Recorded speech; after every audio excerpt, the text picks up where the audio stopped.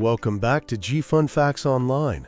I am your host, and today we are stripping back the canopy of the Amazon of North America, the Maya jungles of Campeche, Mexico.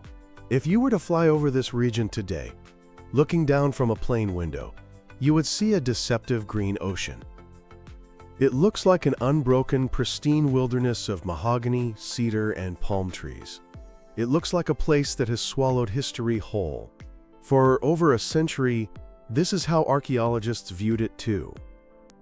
To find anything in that green hell, you had to be on the ground, machete in hand, battling heat, insects, and exhaustion. That is the romantic image of archaeology we all have, the Indiana Jones figure stumbling out of the bush with a crumbling stone temple behind him. And that method worked, to an extent.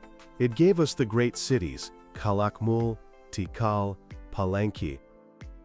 But here is the problem with that method. It leaves massive gaps. When you are hacking through dense vegetation, you can walk within 10 meters of a pyramid and never see it.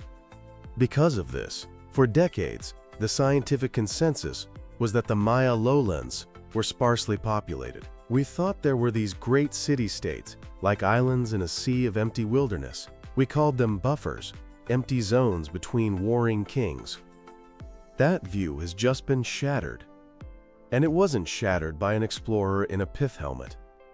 It was shattered by a PhD student sitting in a climate-controlled room, scrolling to page 16 of a Google search results page.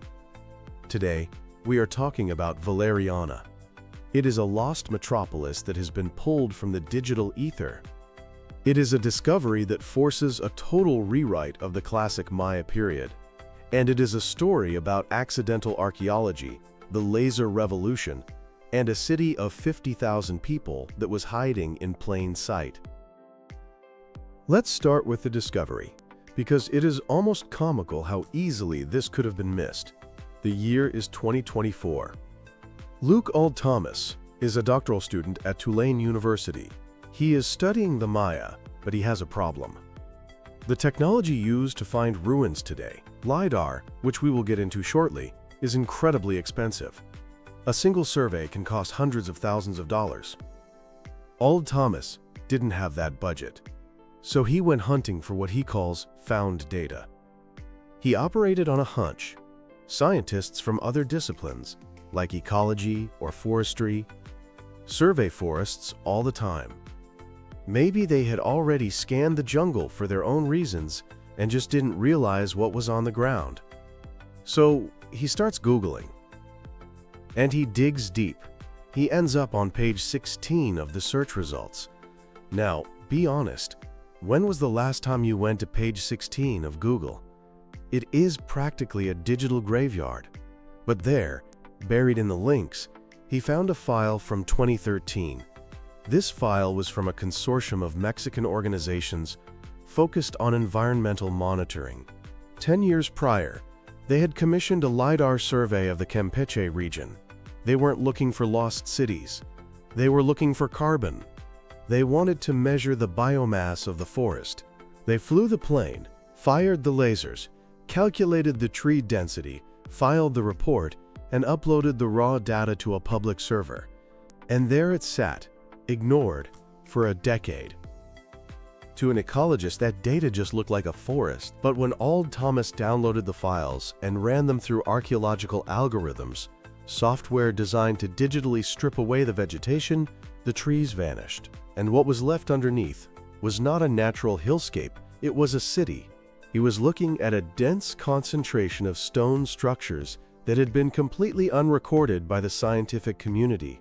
And the kicker? This lost metropolis is located just a 15-minute hike from a major highway near Expujil. Modern farmers have been tilling the soil right next to it for years, completely unaware that a massive capital city lay beneath their feet. So let's walk through this ghost city. The team named it Valeriana, after a nearby freshwater lagoon. And I want to emphasize, this is not a small outpost. The analysis, which was published in the journal Antiquity, revealed a density of settlement that rivals Calakmul, which is traditionally considered the mightiest of the Maya cities in that region. The survey covered about 122 square kilometers. In that space, the researchers identified 674 distinct structures. Let that number sink in. Nearly 7,000 buildings. The city is organized into two primary monumental precincts. If you were walking through Valeriana in the year 800 AD, you would be standing in a place of immense power. The main precinct has all the hallmarks of a classic Maya capital. You have multiple enclosed plazas. These are vast public spaces where thousands of people would have gathered for markets or rituals. Looming over these plazas are temple pyramids, the stone mountains where the kings communed with the gods. The scans also clearly show an E-group assemblage and a ball court. Now the ball court is crucial. This is the quintessential Maya arena for the ritual ball game, pits. These weren't just sports stadiums, they were cosmic theaters. The game was a reenactment of the movement of the sun and the cycles of life and death. Finding a ball court of this size confirms that Valeriana wasn't just a farming village. It was a political and religious center. But perhaps the most impressive feature is the water engineering. You have to remember, the Maya lowlands have a distinct dry season and no major rivers. Survival depended entirely on catching rain. The scans of Valeriana reveal a reservoir formed by damming an arroyo, a seasonal creek bed. This is a massive public work. It implies a centralized government that was capable of mobilizing labor and managing critical resources for thousands of people. However, what really shocked the team wasn't the temples. We know the Maya built pyramids. What shocked them was the stuff in between. The so-called empty space between the monumental cores wasn't empty at all. It was filled with house mounds, terraces, and walkways. The settlement didn't have a sharp border. It was a landscape of continuous settlement. Leupold Thomas noted that they didn't just find rural areas. They found a dense suburban sprawl connecting the major cores. This suggests that Valeriana was home to between 30,000 and 50,000 people at its peak, which was roughly between 750 and 850 AD. To put that in perspective, that population is higher than the number of people living in that entire region today. The ancient jungle was more crowded, more engineered, and more cosmopolitan than the modern one. Now, how do we know all this without digging? This brings us to the technology that is revolutionizing archaeology: Lidar. Lidar stands for light detection and ranging. In the old days, mapping a city like this took decades. You had to cut grid lines, measure mounds with tape, and hope you didn't miss anything. A low stone platform covered in vines looks exactly like a natural bump in the ground until you dig into it. Lidar changes the physics of discovery. It works by mounting a laser scanner on an aircraft, a plane, helicopter, or drone. As the aircraft flies over the jungle, the sensor fires billions of laser pulses at the ground. Here's the magic. Most of those pulses hit the top of the trees and bounce back, but a tiny fraction of the pulses penetrate the gaps between the leaves and branches. They travel all the way to the forest floor and bounce back to the sensor. By measuring the time it takes for the light to return, the system calculates distance. When you process that data, you can classify the returns. You delete the first returns, the trees, and you keep only the last returns, the ground. It effectively digitally deforests the jungle. The result is a bare earth model, a 3D topographic map with centimeter-level precision. On these maps, the sharp angles of man-made stone structures pop out against the organic curves of the earth. Ancient roads appear as straight lines cutting through the chaos. Agricultural terraces look like ripples on a hillside. And pyramids stand out as perfect geometric squares. This technology explains why Valeriana was hidden for so long. The region of Campeche is what geologists call a tropical karst landscape. It is rugged, uneven, and full of natural ridges. That terrain made traditional foot surveys a nightmare. The jungle hid the ruins so effectively that this area was considered a blank spot on the archaeological map. Lidar, looking from above, has no such blind spots. So what does Valeriana tell us about the Maya civilization as a whole? It forces us to rewrite the demographic history of the Americas, We are moving away from the old model. The old model said the Maya lived in isolated city-states separated by vast stretches of uninhabited wilderness. It assumed they practiced slash and burn agriculture, a low-density farming method that couldn't support massive populations. The new model, revealed by Lidar and confirmed by Valeriana, paints a picture of a garden city megalopolis. The settlements didn't end. They just thinned out and then thickened again. The landscape was entirely anthropogenic, meaning it was shaped by human hands. The scans show extensive terracing and field systems, proving the Maya used intensive farming techniques to feed a massive population. It shows a complex web of roads connecting Valeriana to its neighbors, suggesting a high degree of economic and political integration.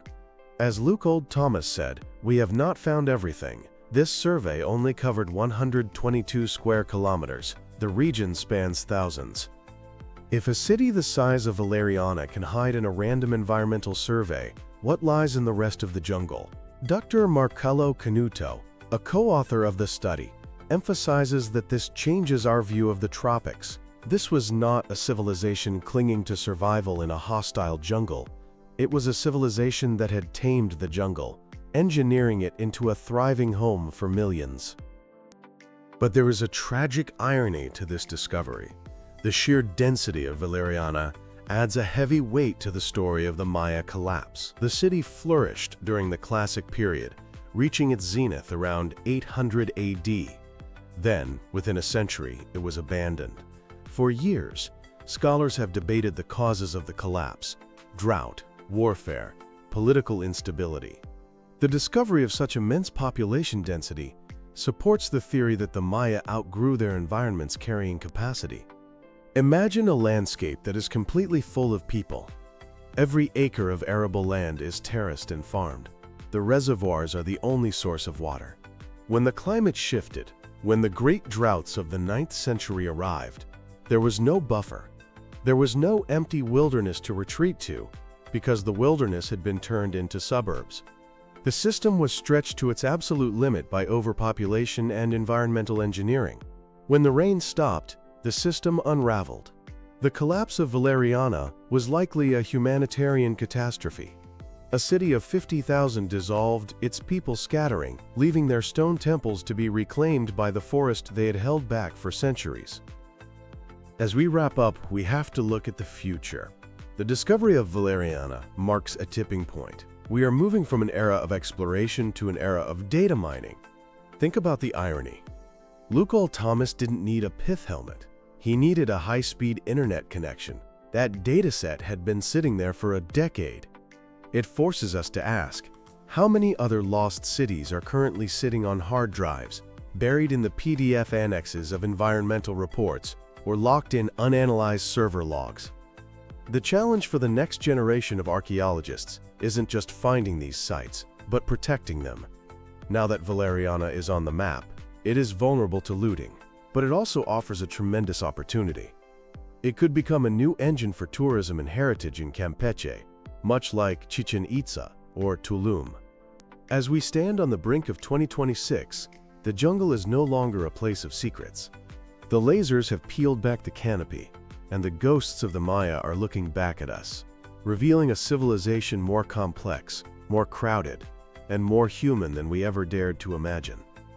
Valeriana is a reminder that the world is not yet fully known. Sometimes, the greatest discoveries aren't waiting in the most remote corners of the earth. They are waiting on page 16 of a Google search. Thanks for listening to G Fun Facts Online. If you enjoyed this deep dive into the Maya megalopolis, make sure to subscribe. We will catch you on the next one.